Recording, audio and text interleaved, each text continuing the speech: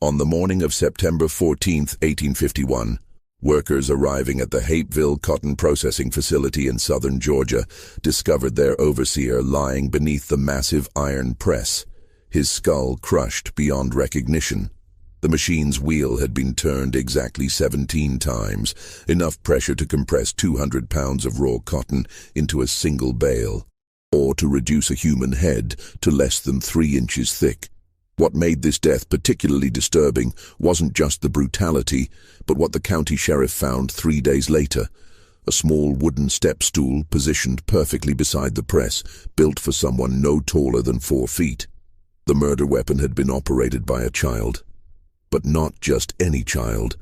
According to plantation records discovered in 1923 and immediately sealed by the Georgia Historical Society, the boy responsible had been purchased 8 months earlier for 8 cents, the price of a damaged tool. His name appears in only one document, his crime in none of the official records, and his fate remains one of the most deliberately obscured cases in antebellum Georgia history. What happened in that cotton press facility reveals something far more terrible than murder. Before we continue with the story of Hapeville's forgotten atrocity, I need to ask you something. This story contains truths that were buried for over a century, facts that powerful families spent generations trying to erase. If you're ready to hear what really happened in the shadows of Georgia's cotton empire, subscribe to this channel and hit that notification bell. And I'm curious. Comment below and tell me what state or city you're listening from. Are you in the South?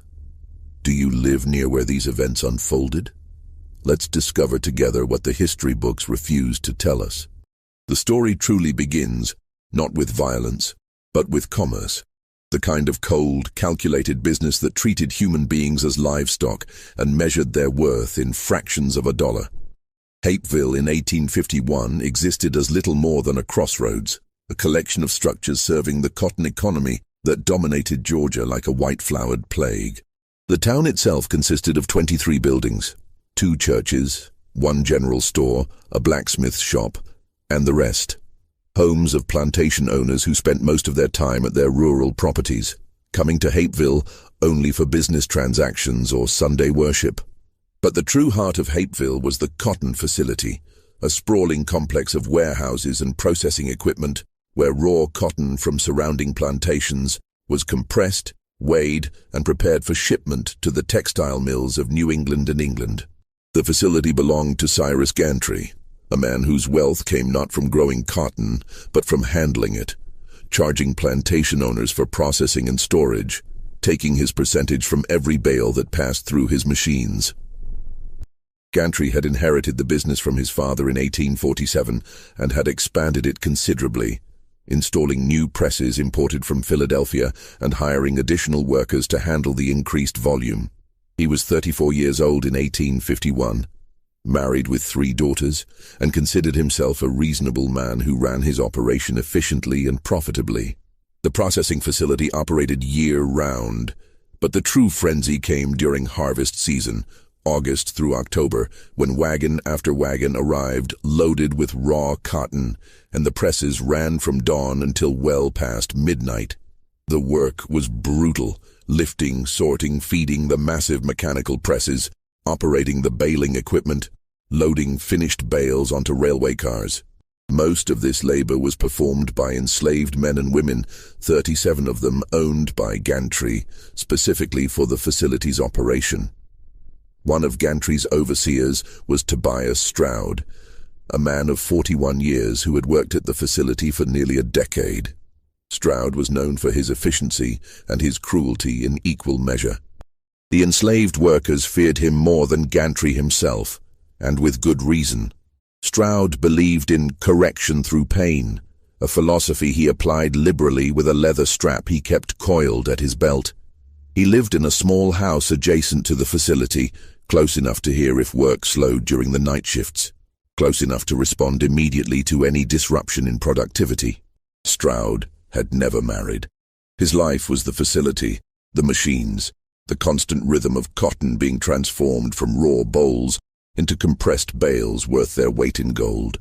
He took pride in the numbers, in the efficiency of his operation, in his ability to extract maximum productivity from the workers under his control. He kept meticulous records of every bale processed, every hour worked, every instance of what he called defiance that required correction. But Tobias Stroud had a peculiarity that others noticed but rarely mentioned. He collected. Not valuable things, not coins or jewelry or art. He collected the broken and damaged, the objects others discarded. His small house was filled with cracked pottery he'd mended, clocks that no longer kept proper time but still ticked, furniture with missing legs propped up with wooden blocks. He found value, he told the few who asked, in things others considered worthless. This philosophy extended beyond objects. In February of 1851, a slave auction took place in Hapeville, not a large affair, just the liquidation of an estate after its owner, Nathaniel Vickers, had died suddenly of apoplexy. His widow was returning to her family in South Carolina and wished to settle all accounts before departing Georgia. The auction was held on a cold Saturday morning in front of the general store, with perhaps 40 men gathered to examine the merchandise and place their bids. Most of the enslaved people sold that day fetched expected prices. Young men in their prime went for $1,200 to $1,500, women of childbearing age for slightly less, children for $500 to $700 depending on their age and apparent health. But there was one lot that drew uncomfortable laughter and dismissive comments from the assembled buyers. Lot number 17 was a boy, listed in the auction document as approximately 11 years old. Name recorded only as Small Thomas. The auctioneer's description was brutally clinical. Dwarf Negro boy, approximate height 3 feet 9 inches, proportions irregular, left arm shorter than right, spine curved, feet turned inward. Has been employed in light household tasks. Understands English. Generally obedient. The boy stood on the auction block wearing clothes several sizes too large, his head barely reaching the auctioneer's waist. His condition was immediately apparent to everyone present. What we would now recognize as a form of dwarfism, likely achondroplasia, combined with additional complications that affected his limbs and spine. In 1851, such conditions were little understood and often attributed to maternal sin or divine punishment.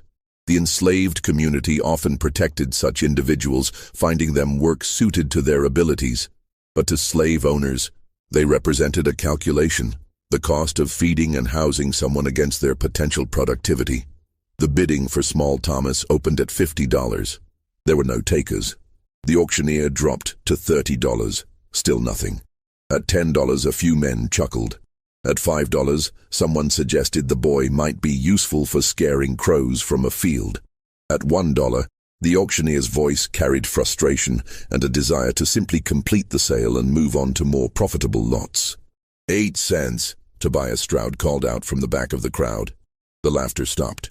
Men turned to stare at Stroud, trying to understand if he was mocking the process or making a legitimate offer. 8 cents was what one might pay for a pound of nails or a small bag of seed. It was not a price associated with a human being, even one considered damaged. 8 cents, Stroud repeated, walking forward through the crowd. That's my bid. The auctioneer looked to the estate executor, who simply shrugged. The widow wanted everything sold, every debt settled, every piece of property converted to cash for her departure.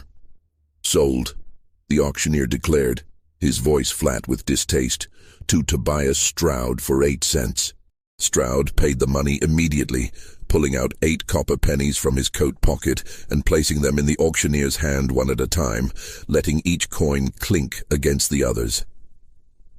Then he walked to the auction block, looked down at Small Thomas, and spoke in a voice loud enough for those nearby to hear. You're mine now. You'll work at the cotton facility. You'll do what I tell you when I tell you, and you'll do it well, do you understand? The boy nodded once, his dark eyes meeting Stroud's for just a moment before dropping to the ground. Those who witnessed the exchange would later remember that moment, would remember the boy's expression as unreadable, not fearful, not defiant, simply blank, as if something behind his eyes had gone dark. Stroud led his new acquisition through the streets of Hapeville, the boy struggling to keep pace with his uneven gait, his twisted feet making each step a visible effort. They arrived at the cotton facility just as the afternoon shift was beginning, the sound of machinery already filling the air with its rhythmic thunder. "This here is what I paid 8 cents for," Stroud announced to the workers in the main processing area, his hand gripping the boy's shoulder. "But even things bought cheap have use. He's small enough to crawl into spaces you can't reach, to clean under the machines, to fetch tools from tight spots. His fingers work fine, I seen that much. So he'll earn his keep, same as all of you." What Stroud didn't announce, what he kept to himself in those first weeks, was his real motivation for the purchase. Yes, the boy could fit into small spaces. Yes, there was practical value in that. But there was something else.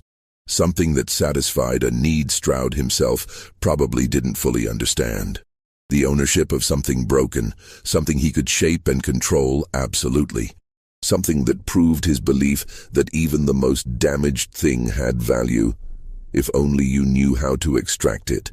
Small Thomas was given a corner in the facility's storage barn where other workers slept, provided with a thin blanket and a wooden crate for his few possessions. He was fed the same rations as the others: cornmeal, occasionally salt pork, sometimes molasses. The work began immediately. Crawling beneath the massive presses to retrieve dropped tools or cotton fragments, cleaning the thick grease from gears that regular-sized workers couldn't reach, fetching water in buckets he had to grip with both hands because of his proportions. The other enslaved workers showed him kindness when Stroud wasn't watching. A woman named Bess, who cooked for the facility workers, would save him extra portions of food, slipping them to him when she could. An elderly man called Prophet, who maintained the equipment, showed him which machines were most dangerous, which spaces to avoid, how to tell when a press was about to engage its mechanisms. They tried to shelter him, these people who had their own burdens, their own daily struggles for survival. But Tobias Stroud watched everything. In the months that followed, Stroud developed what he called a training program for the boy. It began with simple tasks performed under observation, Stroud timing each one with a pocket watch, recording the results in a small leather notebook he kept. If the boy completed a task in the expected time, he received his full ration that evening. If he failed to meet the standard, the ration was reduced. This was the first level of control, hunger as motivation. The second level came in April, 2 months after the purchase. Stroud had a wooden sign made, crude letters burned into a pine board. 8-cent boy.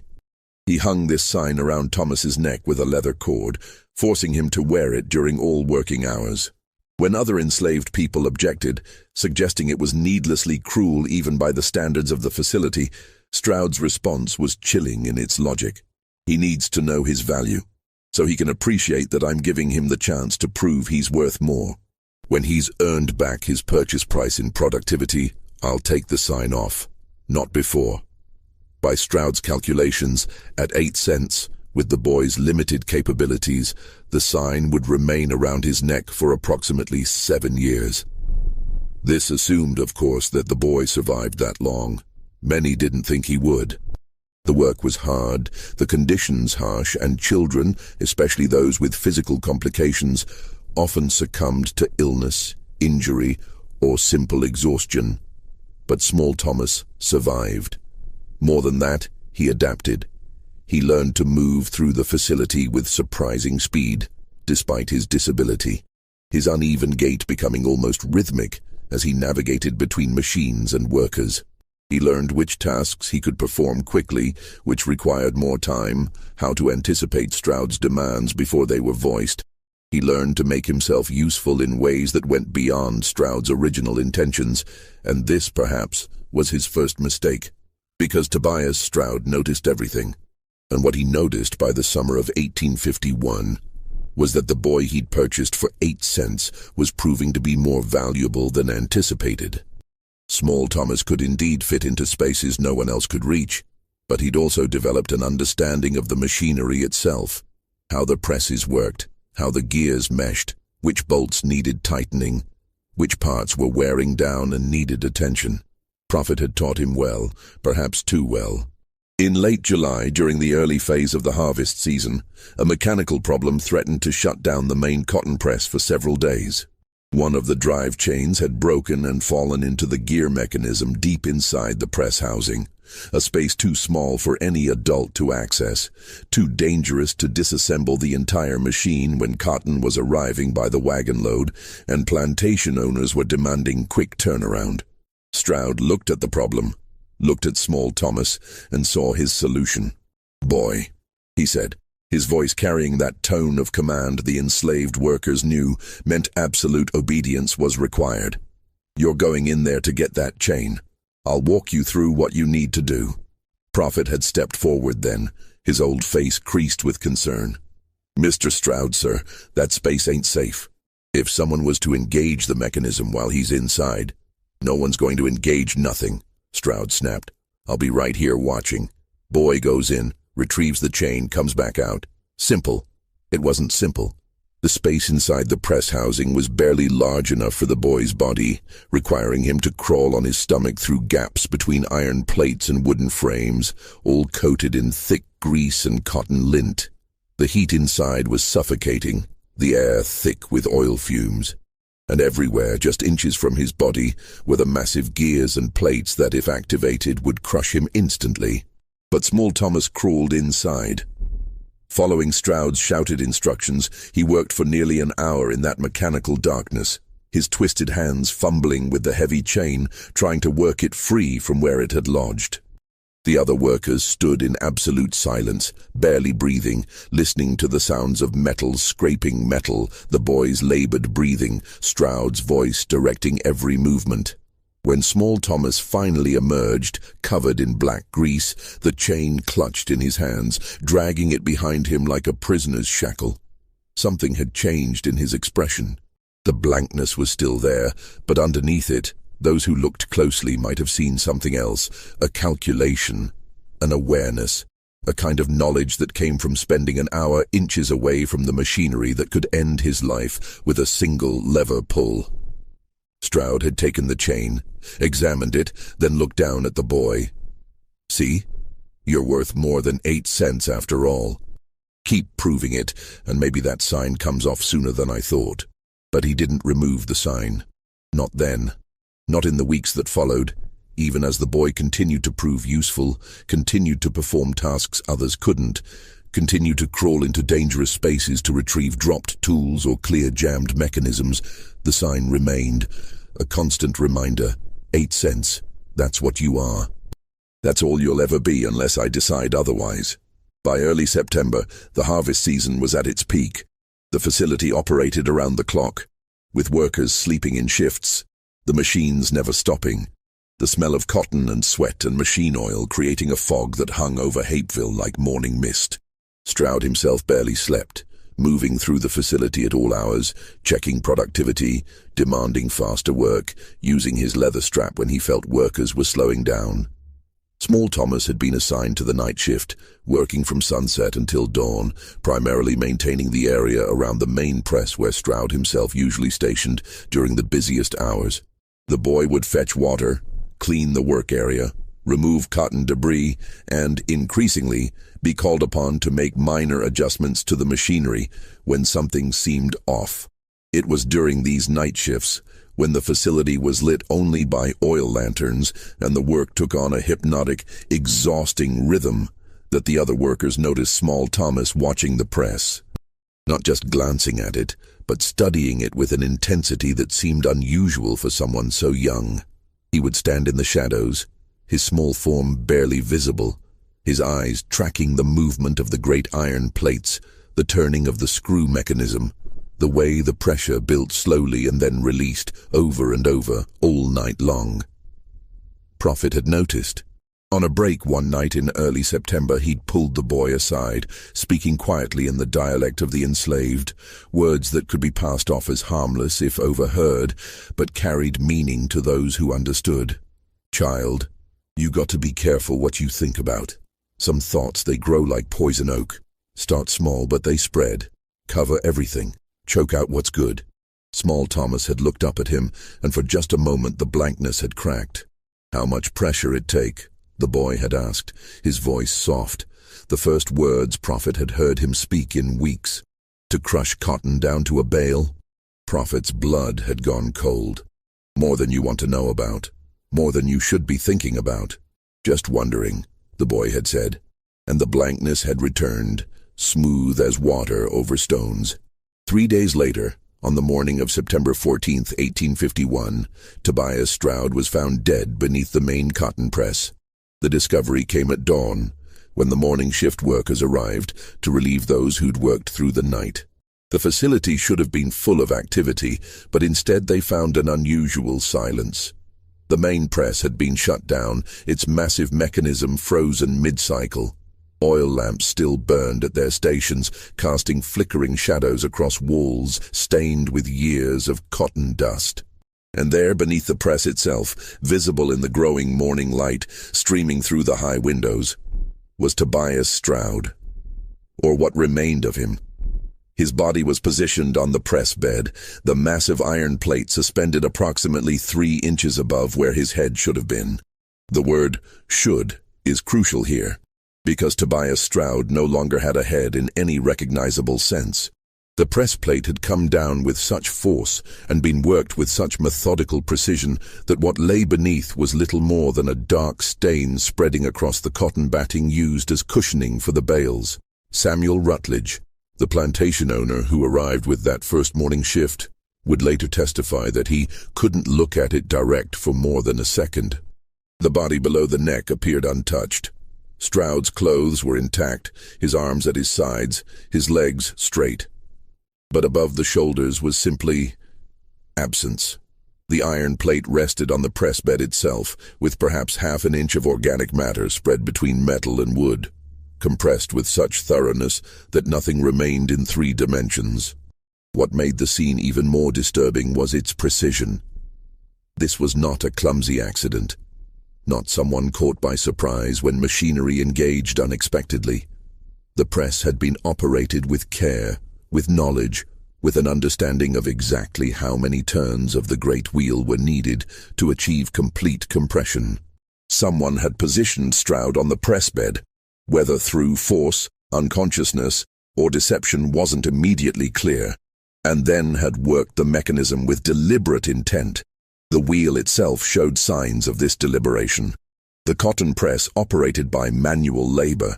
2 men would typically turn the large wooden wheel that engaged an iron screw mechanism, building pressure slowly but inexorably, compressing the raw cotton into the dense bales required for shipping. It took strength and coordination, but more than that, it took knowledge. Understanding when to stop, how to release the pressure, how to reset the mechanism. This wheel had been turned 17 times, they would later determine by counting the position of marks on the screw mechanism. Each complete rotation added thousands of pounds of pressure. After 10 rotations, cotton was compressed to half its original volume. After 15, it became dense as hardwood, the fibers crushed together into something barely resembling the soft bolls that had arrived from the fields. After 17 rotations, the pressure was sufficient to drive every ounce of air, every drop of moisture, every hint of softness from whatever was caught beneath that iron plate. But here was the detail that would obsess the investigation. The wheel was positioned nearly 8 feet off the ground, its handles designed for men of average height to grip and turn with their full body weight. How had someone short enough to require a step stool managed to apply the force necessary to turn it 17 times? The answer was found 3 feet from the press. A wooden step stool, carefully constructed from scrap lumber, its surface showing scuff marks and indentations consistent with someone standing on it repeatedly, shifting their weight, using it as a platform to reach the wheel handles. But this stool was built low, barely 15 inches high. Whoever had used it to operate the press stood no taller than 4 feet. Sheriff Edmund Howell arrived at the facility within an hour of the body's discovery. Howell was 60 years old, a veteran of frontier law enforcement who'd seen violence in many forms during his decades serving Georgia's rural counties. But even he, according to his report filed with the county clerk, found the scene to present circumstances most disturbing to contemplate. His initial assessment focused on the obvious questions. Who had been working the night shift? Where were those workers now? Who had access to the facility during the hours when this must have occurred? The answers came quickly, but they brought more questions. The night shift had consisted of 12 enslaved workers, supervised by Tobias Stroud himself. This was standard during harvest season. Stroud often took night supervision personally, believing the workers needed his presence to maintain productivity during the exhausting overnight hours. According to the workers now being questioned, Stroud had been alive and active until approximately 3 in the morning, when he'd made his usual rounds of the facility, checking each station, noting productivity in his leather notebook. After that point, accounts grew hazier. The work was hypnotic, exhausting, the kind that made time stretch and contract strangely. Men would work for what felt like an hour, and discover only 20 minutes had passed. Or the reverse, in the flickering lamplight, with the constant noise of machinery, the counting of bales, the rhythmic movements of labor, it was entirely possible for someone to disappear for an hour without being immediately missed. What the workers could confirm was that Small Thomas, and this is when the sheriff first learned about the 8-cent purchase, the sign still found lying near the boy's sleeping corner, had been assigned to the main press area that night. His job was to keep the area clean, to fetch water for the men operating the press, to clear cotton debris, to assist with minor mechanical issues. "Where is this boy now?" Sheriff Howell had asked. No one knew. His sleeping corner in the storage barn was empty. His blanket was folded neatly, the wooden sign with 8-cent boy burned into it lying on top of the crate that held his few possessions. A tin cup, a worn shirt too large for his frame, a small smooth river stone that Prophet said the boy had found and kept for reasons unknown. The search began immediately. 20 men spread through Hapeville and the surrounding countryside, checking barns, searching wooded areas, questioning anyone who might have seen a small boy traveling alone.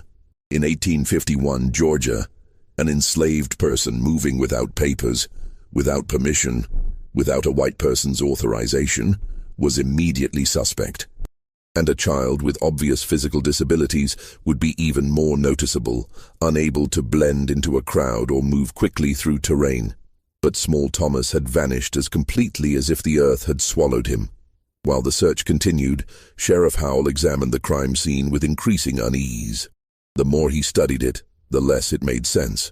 The positioning of Stroud's body suggested he'd either been unconscious when placed on the press or had been somehow convinced to lie there voluntarily. But why would Stroud, a man known for his suspicion and control, allow himself to be placed in such a vulnerable position? The press mechanism showed signs of careful operation.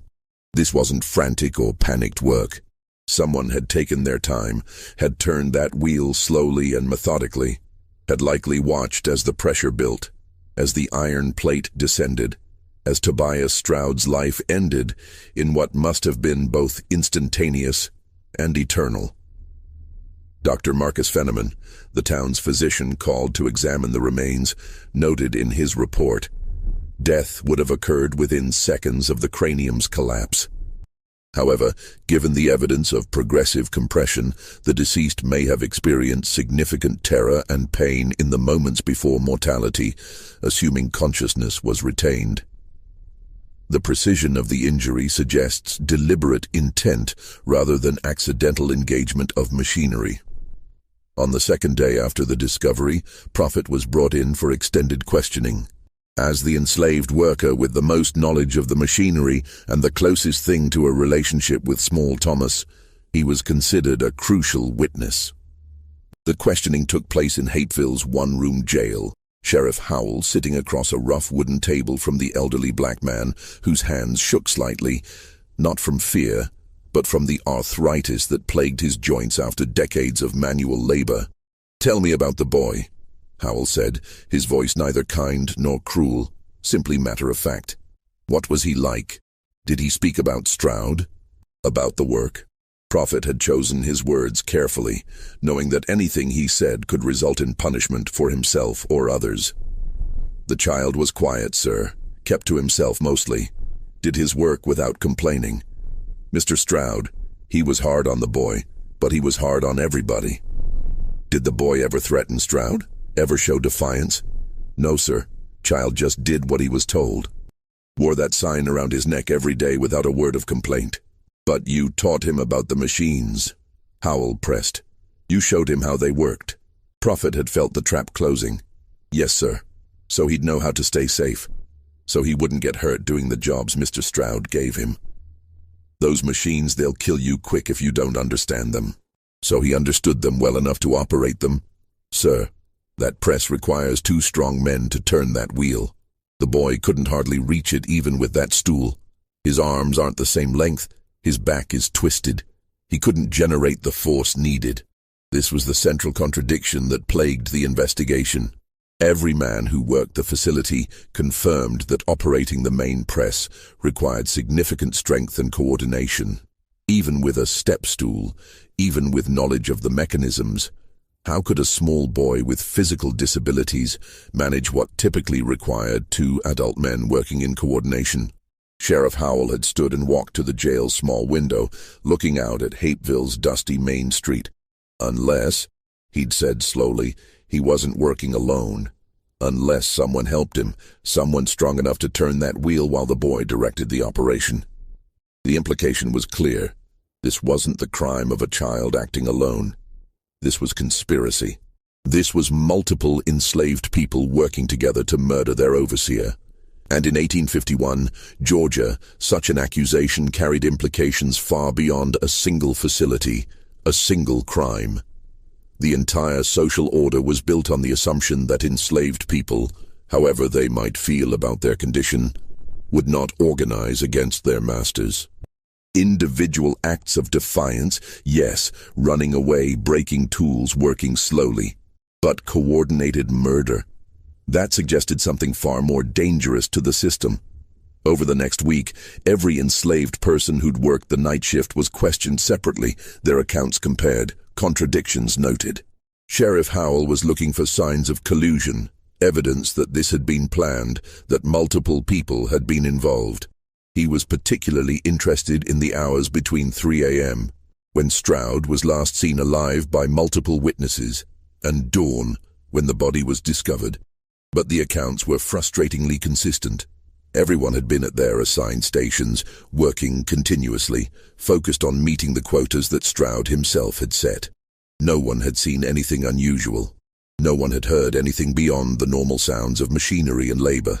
And critically, no one admitted to seeing Small Thomas during those crucial hours, even though he should have been visible in the press area, performing his assigned duties. It was as if the boy had become invisible during the exact period when Tobias Stroud was being positioned and crushed beneath the press that he had forced the boy to maintain, to understand, to crawl inside when chains jammed and gears failed. The sign, that wooden board with 8-cent boy burned into it, became a focal point of speculation. It had been found in the boy's sleeping area, removed from around his neck at some point during that last night. Had he taken it off himself? Had someone else removed it? And what, if anything, did that signify? Bess, the woman who cooked for the facility workers, was questioned about the boy's state of mind in the days before the murder. She described him as unchanged, quiet, withdrawn, obedient. But when pressed about whether he'd shown any signs of planning something, any indication of anger or resentment, she'd said something that made Sheriff Howell's blood run cold. That child never showed anger, sir. Never saw him cry, neither. He was like a bucket with all the water drained out. Just empty. But he watched things. Watched the machines, mostly. Studied them like some men study scripture. Like he was looking for answers in all those gears and wheels and plates. Answers to what? Howell had asked. How things work, I suppose. How pressure builds, how things break. She'd paused, then added, how something small can move something big, if you understand the right way to apply force. This was as close to an accusation as anyone would come. The code was clear. Bess was telling him, without saying it directly, that the boy had been planning something, studying the machinery not to maintain it, but to understand it as a weapon. But where was he now? How had a child with a distinctive appearance and physical limitations vanished so completely in a rural county where everyone knew everyone, where strangers were immediately noted, where the enslaved population was constantly monitored? The search expanded. Notices were posted in surrounding counties. Slave catchers were hired to scour the woods and back roads. The reward for his capture started at $10, more than 100 times what Tobias Stroud had paid for him, and eventually rose to $50 as the days passed without any sign of the boy. And then, on September 22nd, 8 days after the murder, a discovery was made that changed everything.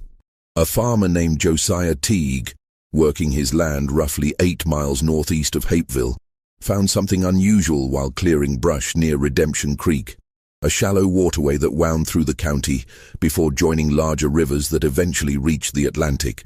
The creek was low due to the summer drought, revealing a sandbar that was normally submerged, and on this sandbar, Teague discovered a set of child-sized footprints preserved in dried mud. But these weren't normal footprints. They were irregular. The left foot turned inward, the right appearing to drag slightly, exactly consistent with Small Thomas's documented disability. The prints led from the creek bank into the water, then disappeared where the current had presumably carried them away. Following the tracks backward, Teague discovered a small hollow beneath the exposed roots of a massive oak tree, a space barely large enough for a child to crawl into, and inside this hollow, the torn remnants of a shirt, definitely too large for whoever had worn it, and a single copper penny pressed into the soft earth as if someone had clutched it tightly before letting it fall. Sheriff Howell arrived at the site within hours, bringing Prophet with him to confirm the significance of what had been found. The old man had examined the footprints carefully, his face impassive, then confirmed what Howell already suspected. "That's the boy's walking pattern, sir. Can't be nobody else." The timeline that emerged was chilling in its implications. The tracks and the hollow suggested that Small Thomas had reached this location sometime during the night of the murder or early the following morning, a distance of 8 miles from Hapeville, covered by a child with severe mobility limitations, moving through darkness across unfamiliar terrain. But the tracks led into the creek and disappeared. Had the boy drowned, his body swept downstream by the current? It was the most logical conclusion, one that Sheriff Howell began to embrace almost immediately. A child fleeing in panic, without understanding the danger of the creek, wading in too deep, swept away by water that appeared calm but hid dangerous undercurrents. Yet something about this conclusion troubled those who knew the creek. Redemption Creek was shallow. Even at its deepest point in the spring floods, it barely reached 5 feet. During the September drought, it was more like 2 or 3 feet, hardly enough to pose a serious threat even to a small child. And the current, while present, was gentle enough that drowning seemed unlikely. An alternative theory emerged. Perhaps the boy had used the creek deliberately, wading through shallow water to hide his scent from tracking dogs, then emerging somewhere downstream where his tracks wouldn't be found. It was a level of calculation that seemed beyond a child's capabilities, yet the evidence supported it. The copper penny troubled Sheriff Howell most. Why would someone fleeing for their life pause to leave a coin pressed into the earth? Was it dropped accidentally, or placed intentionally? And if intentionally, what did it signify? When Howell showed the penny to Cyrus Gantry, the facility owner's face had gone pale. He'd recognized it immediately, not the specific coin, but its significance. Stroud paid 8 pennies for that boy. 8 cents. He used to mock him about it, tell him he wasn't worth more than pocket change.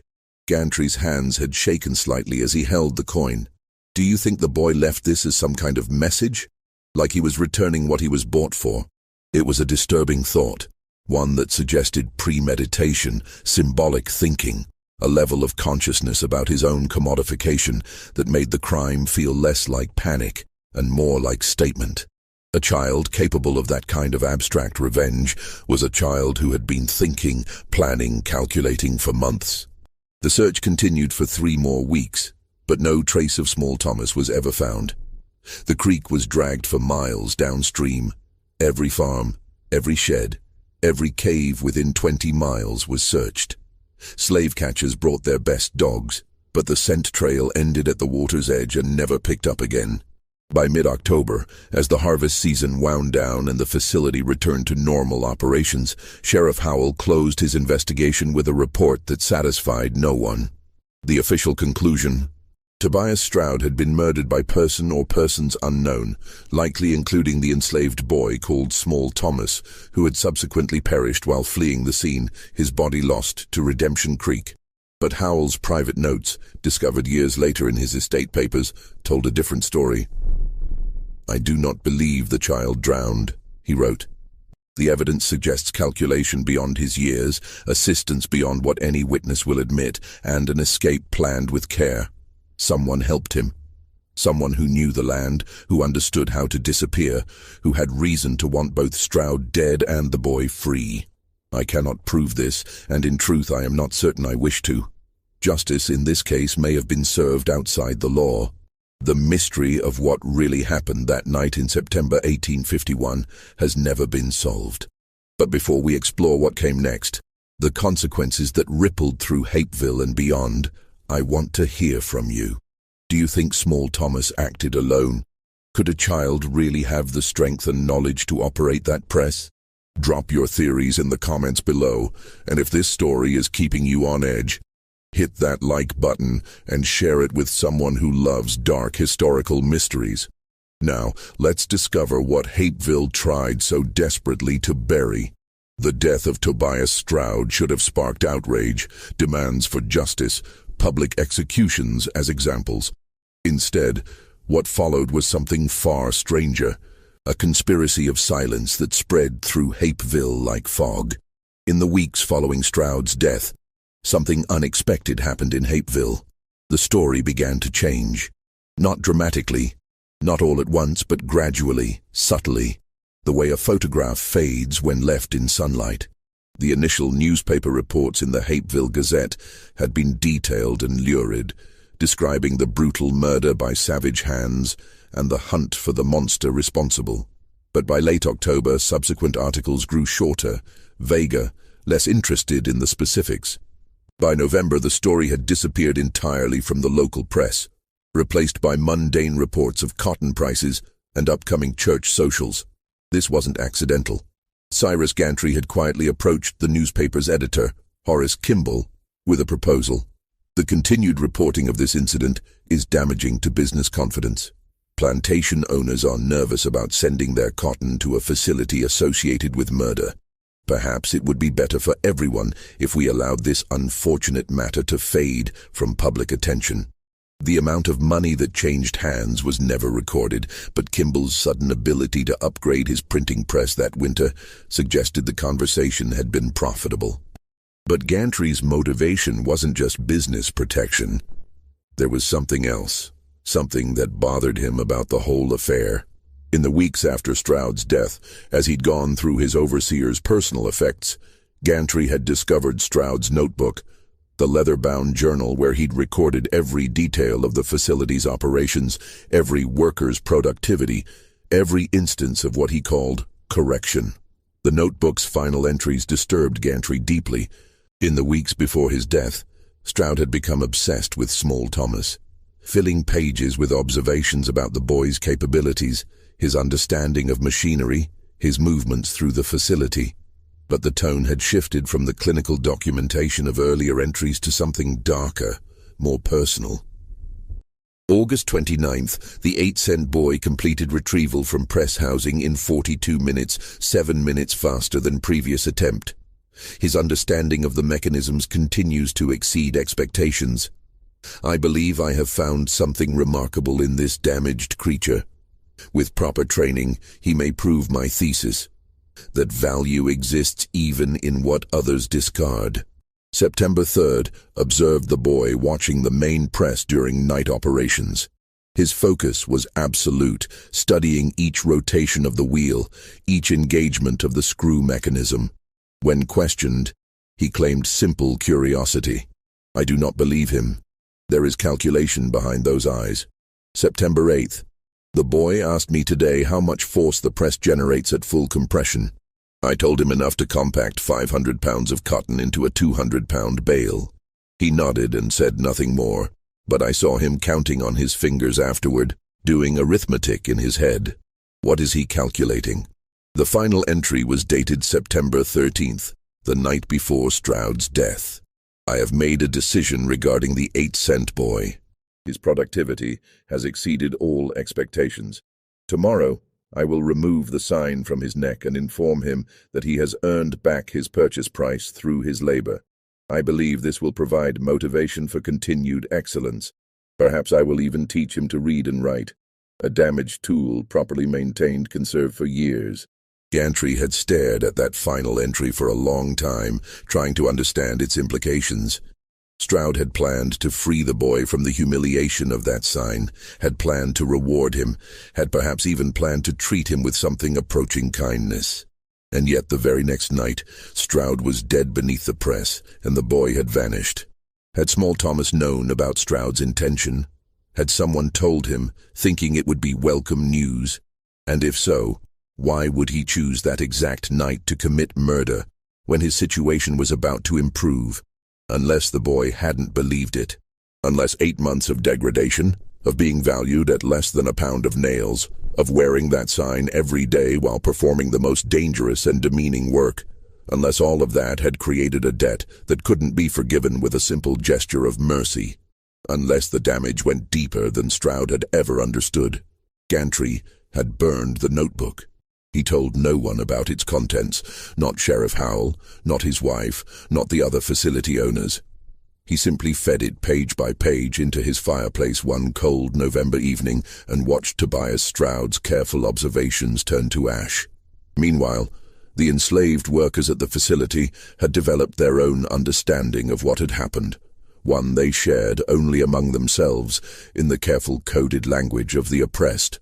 Prophet, in the months before his own death in 1853, would tell the story to younger workers, always in whispers, always with the warning that some truths are too heavy to carry in daylight. According to this version, passed down through generations, never written, never confirmed, Small Thomas hadn't acted alone that night. He'd had help, but not in the way Sheriff Howell had suspected. The help hadn't come in operating the press or subduing Stroud. It had come in the form of opportunity and silence. The story went that Stroud, in the early morning hours of September 14th, had discovered a mechanical problem with the main press, not unusual during the intense harvest season. He'd called for Small Thomas to examine it, as he often did, valuing the boy's small size and growing mechanical knowledge.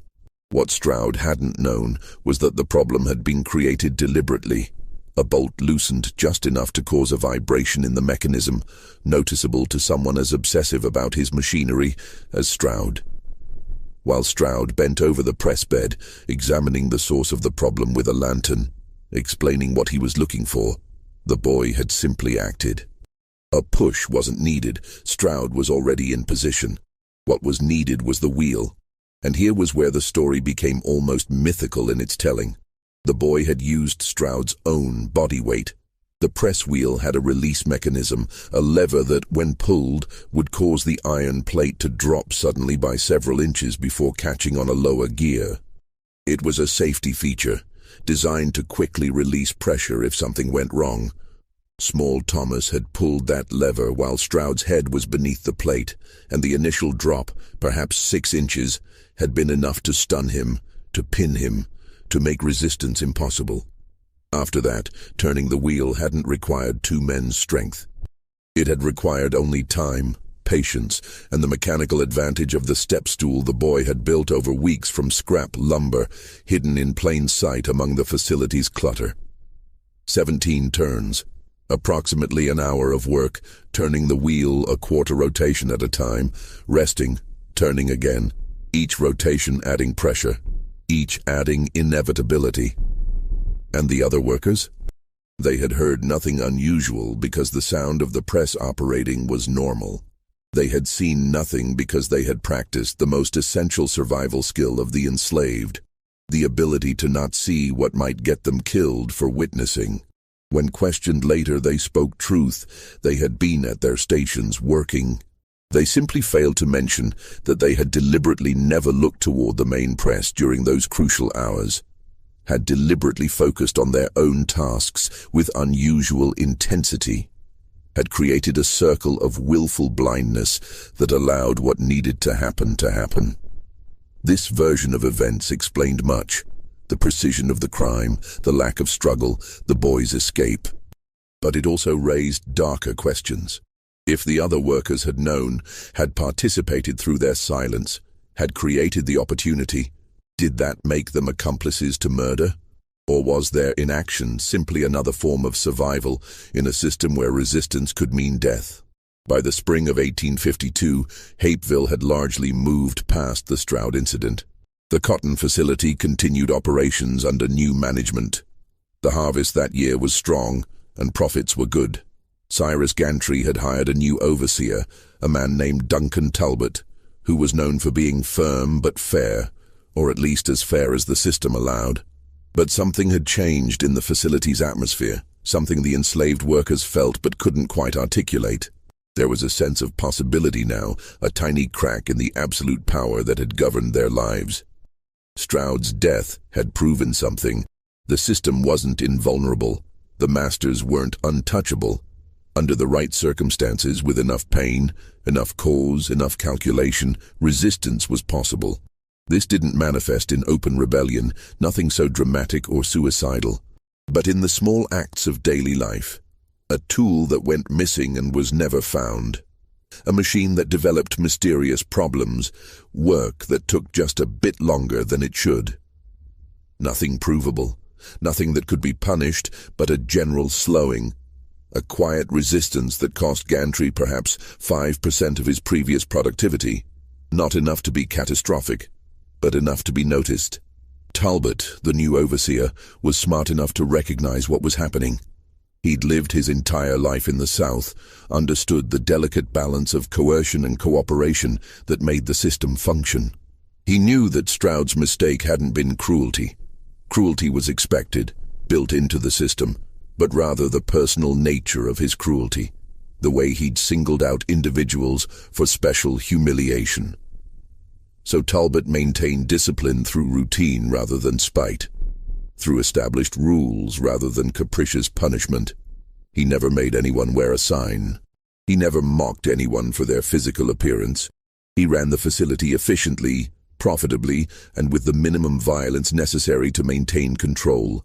And in doing so, he ensured that the memory of Tobias Stroud faded even further, became just another story of a man who'd pushed too hard and paid the price.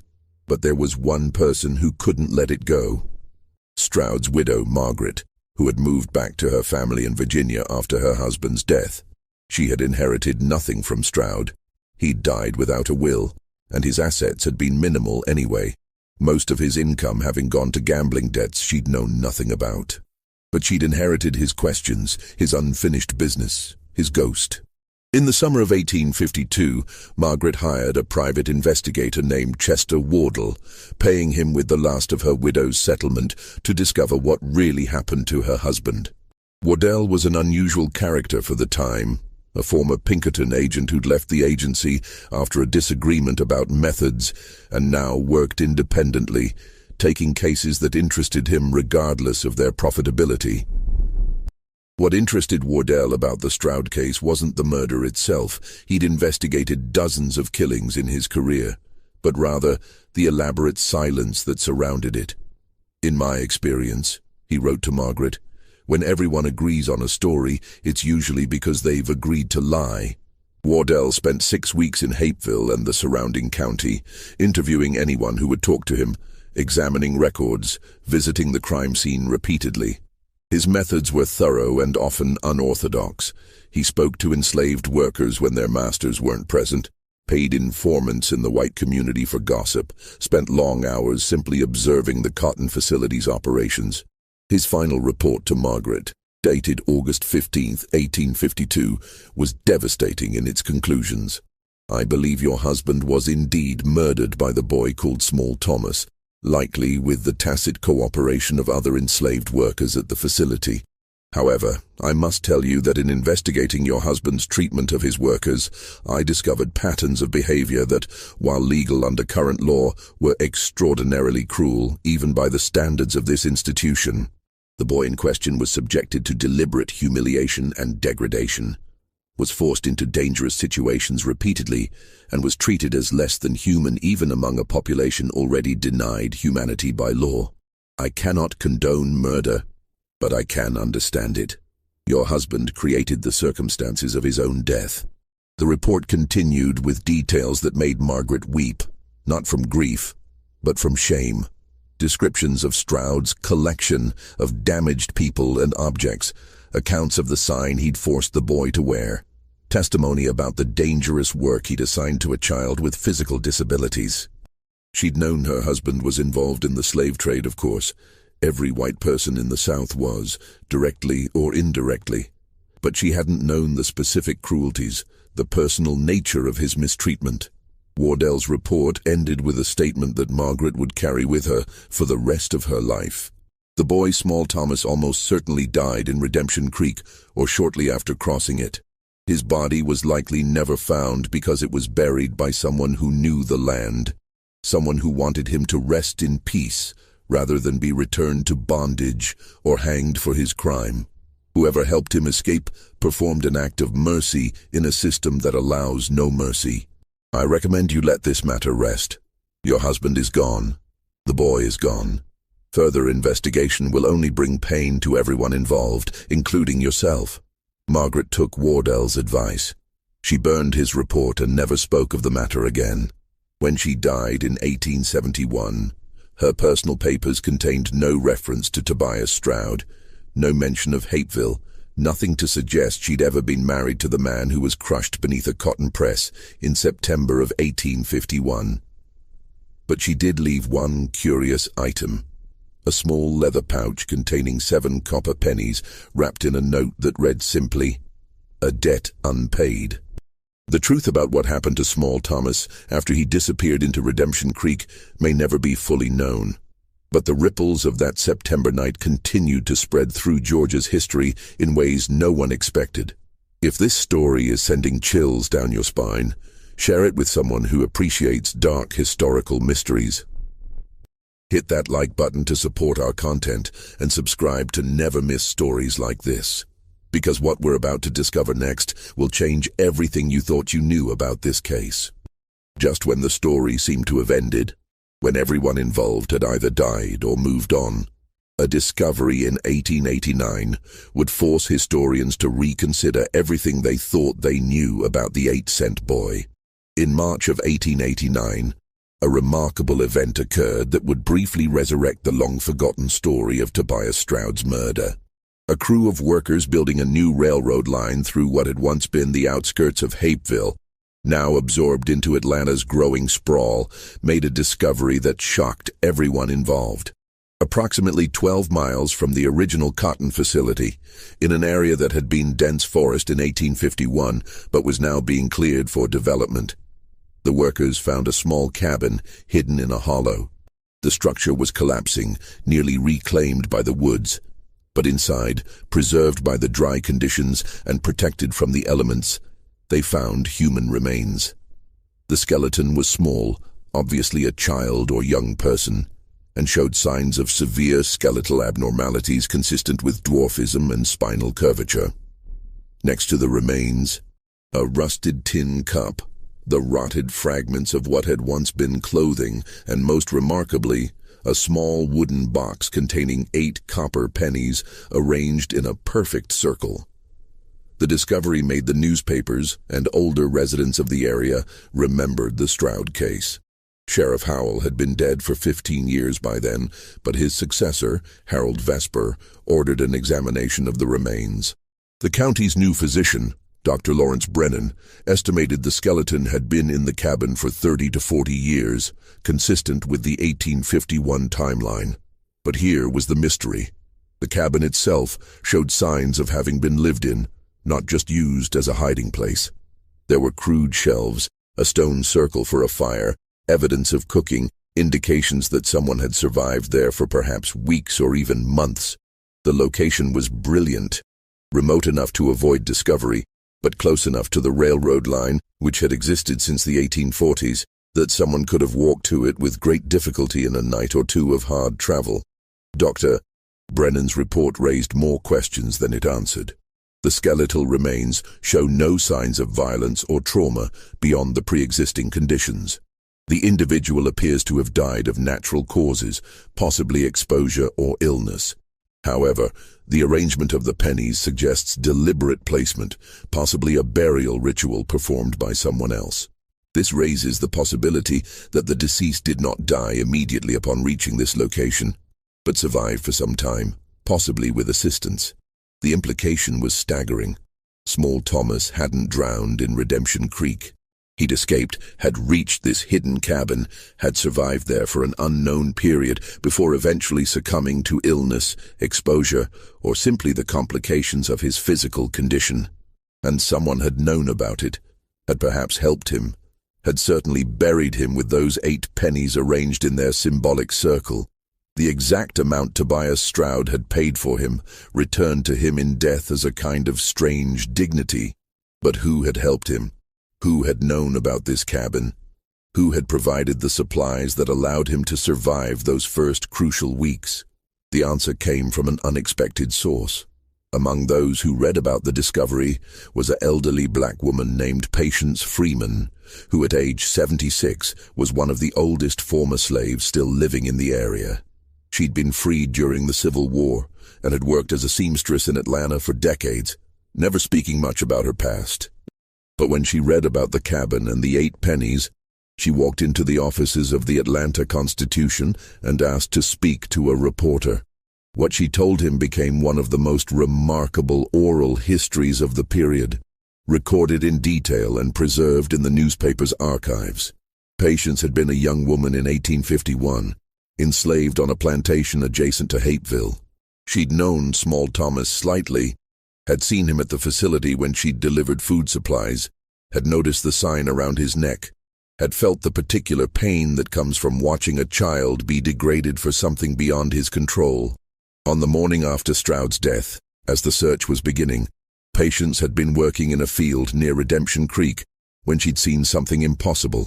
Small Thomas, soaking wet, emerging from the water miles from where his tracks had later been found. He'd been walking upstream, using the water to hide his scent and trail, moving with painful slowness but with absolute determination.